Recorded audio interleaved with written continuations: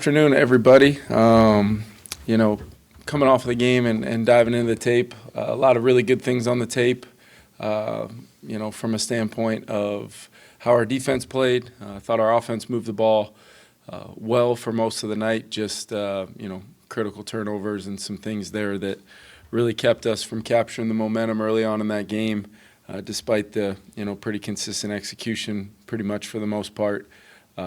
But good to be 6-2 at this point in the season, 8 games in. I feel like we have a good identity of who our football team is, but at the same time, I do feel like we have a long runway to improve and continue to get better and better every week. That's been a goal of mine since we really reported to training camp, is just to be constantly chasing the progression throughout the season and having that be what our process is all about. I did want to update you guys. Christian Darrisaw will have surgery today. I will make sure we get a little bit later on today, all the details of that surgery. But happy with the fact that CD is going to get that thing fixed and start his road to getting back to being one of the best left tackles in football. So CD's been great. He's been heavily involved even in the short term here. In meetings around the guys, was around Cam last week as he first arrived, and was one of the major contributors along with the position coaches and the rest of the offensive line for Cam to be able to go out and play pretty darn well for us yesterday. Just a couple injury updates for you. Will Reichard, we're still in the process of evaluating that quad injury, and I'll keep you guys posted as we kind of solidify a timeline there on that, and if we're going to need to possibly bring in some kickers to potentially take a look at. And then Andrew DePaola had a hand injury that will require a procedure, and to allow that thing to heal up probably is looking like a short-term IR candidate, which will need to potentially have a long snapper in the building. So we'll keep you guys posted on all of those things. But with that, I'll turn it over to you. Do you have any long snappers on your team right now that could fill that void? Does anybody practice that outside? We do have a couple guys, but I'm sure if we, asked for volunteers, we'd have a few hands go up in the room. But we'll probably look to solidify it with something a little bit more sustainable than that, for the short term here. Yeah, still working through it, but it's looking that way. I don't want to get too far out in front of things before I kind of know exactly the route we're going to go, but definitely something that we're considering right now. Kevin, just how tough is, to hear about that injury for Will, given the season that he started out with? It's something where you would love to, have him just continue on just the fabulous trajectory he's been on really since he arrived here. These things kind of come up, and we'll go through the process here, making sure we put together the best plan so we have him full and doing what he was doing all season long up until really last night. Kevin, is short-term IR something you'd be concerned about for Bill at all? It's something that it's all based upon the timeline. Once that's determined, I think we got to do what's best for the team, but not in a place right now to have any sort of clarity on that. At least right now, as the week progresses, maybe we'll get more clarity on that. I imagine we will, and we'll keep you guys posted. Kevin, was it your understanding that injury affected his kicks last night?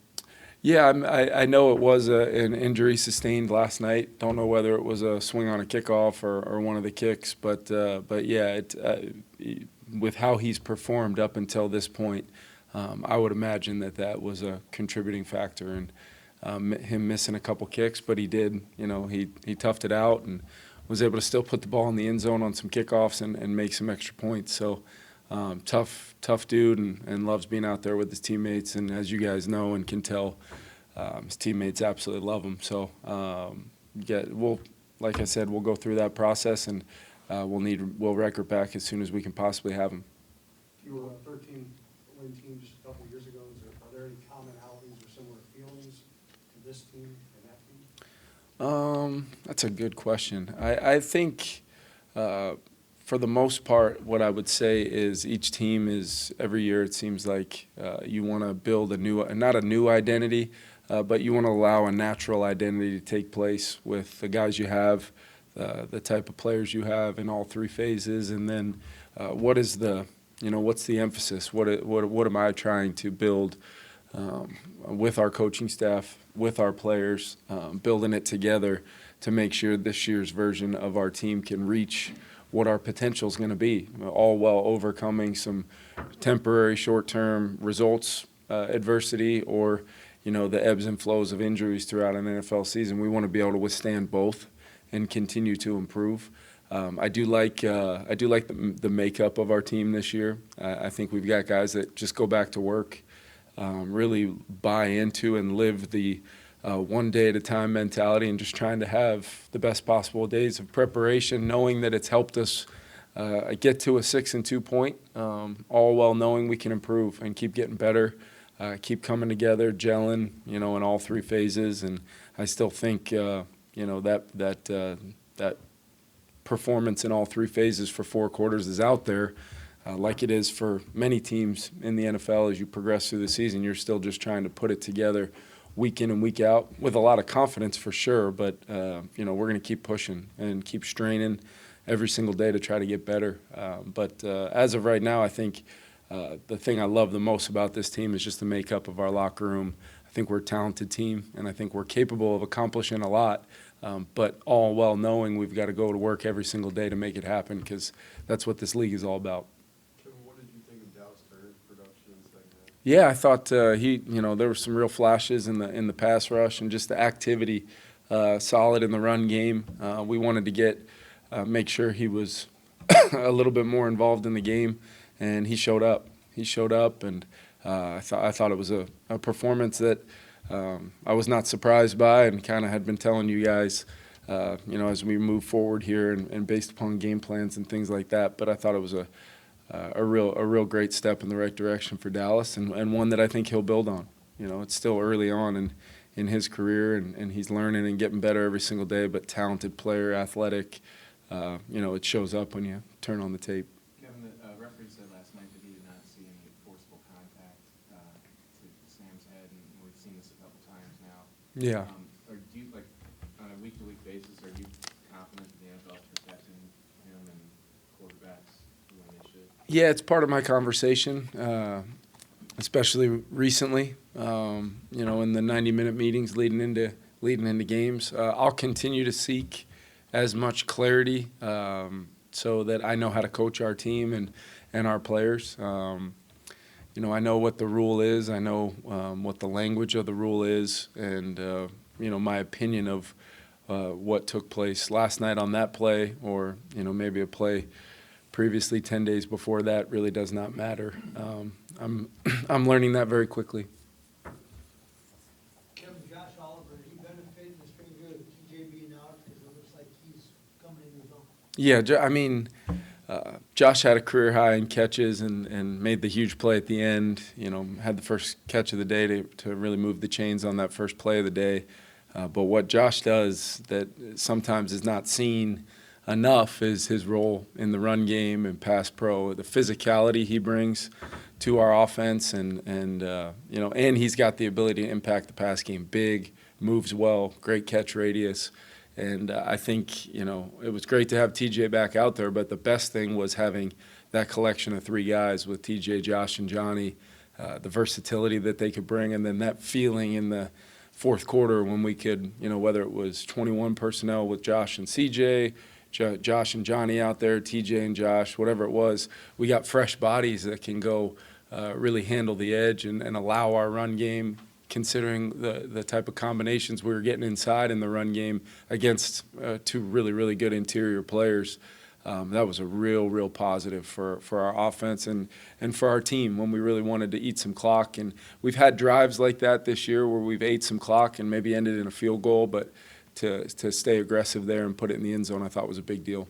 On those run plays of the game, how impactful was Cam Akers? Was it 16 snaps?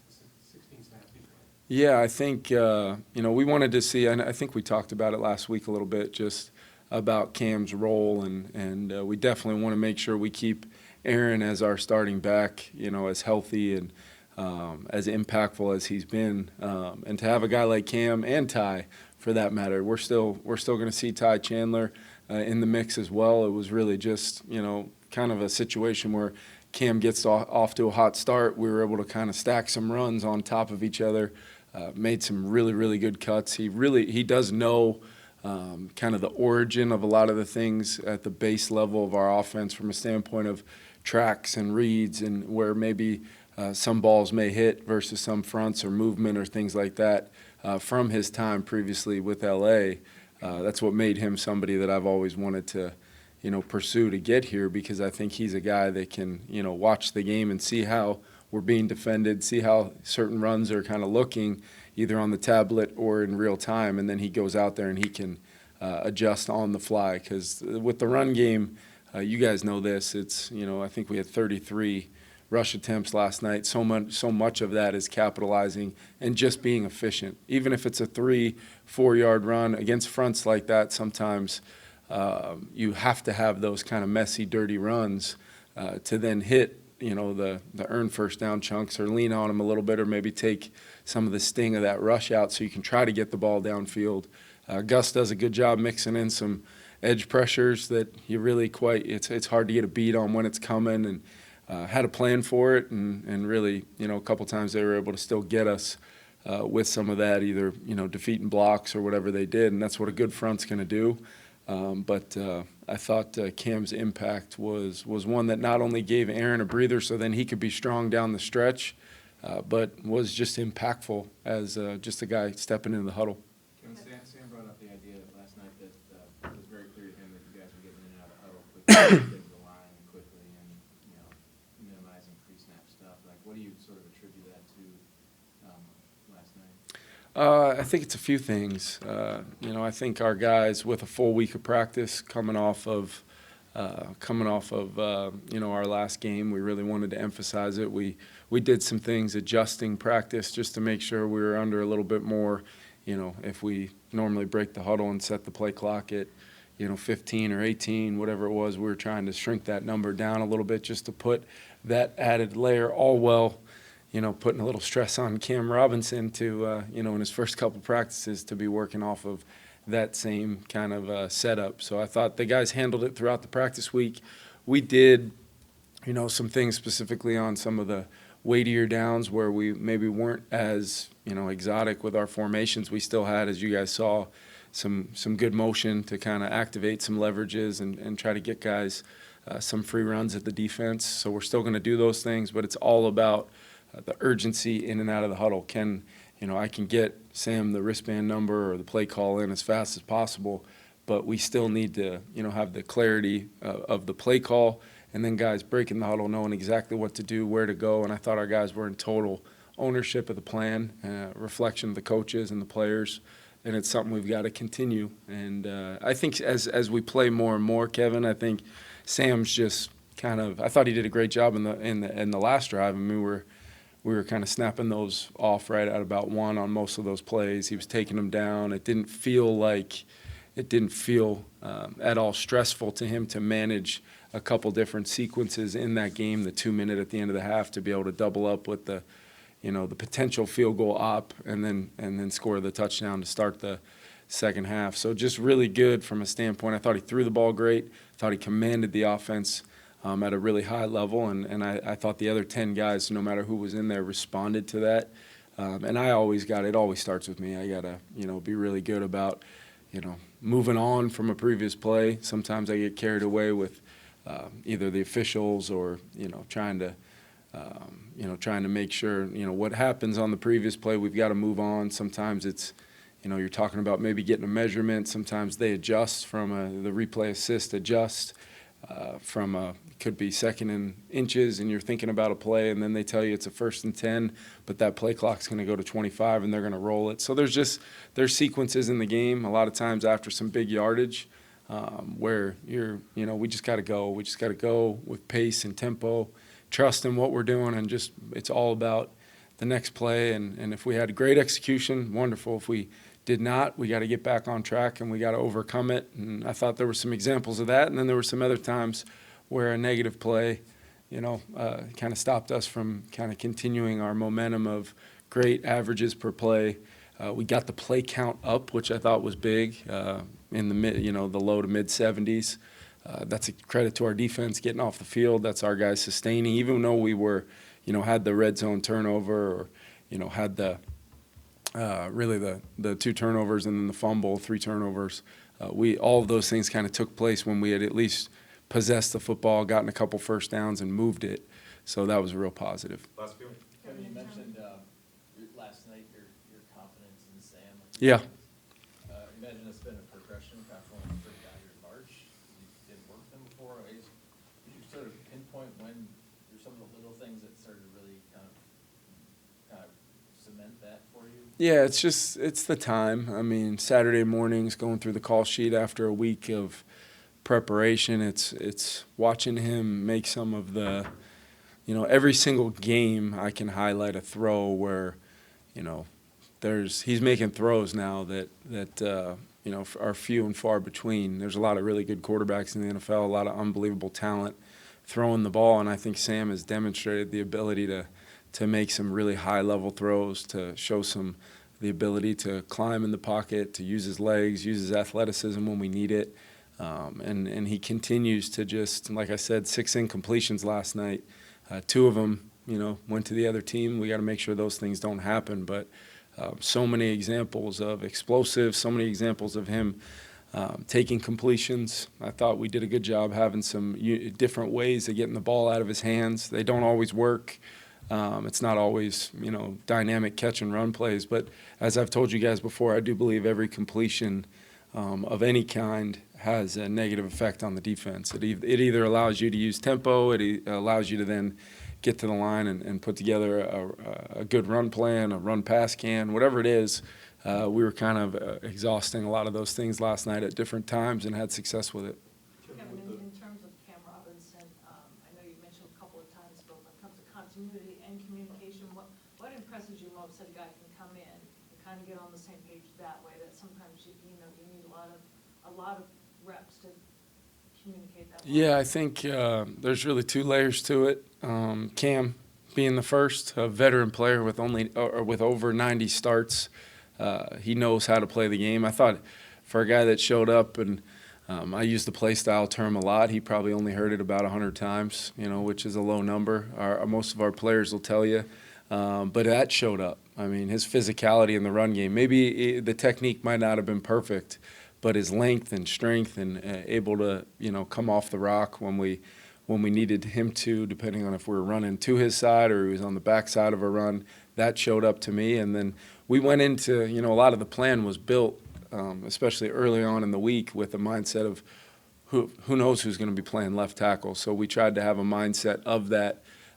So he did get some help at different times throughout the night, but as the game kind of went on, and the interior, became a little bit more of something that I was thinking about, we left him like a left tackle. We left him by himself a few times, and he answered the bell. I also want to highlight Blake and Garrett for their communication. I mean, I would love for you guys to hear some of that, but I would also not like for you guys to hear some of that.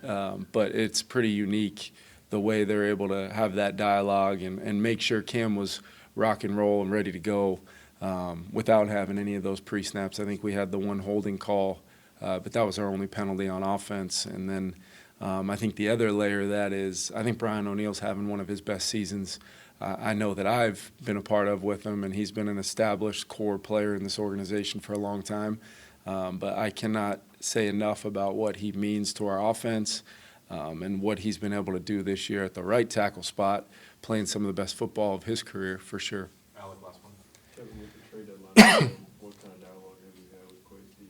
Yeah, we're having constant dialogue right now just about, there's a lot of things being talked about around the league, a lot of, there's so many different this time of year. I mean, a result yesterday for one team might mean something completely different than a result for another team. And there's a lot of phone calls, a lot of dialogue this time of year. And I try to, just be, there. If he gets a call or he has an idea, whatever it is, we're in constant communication.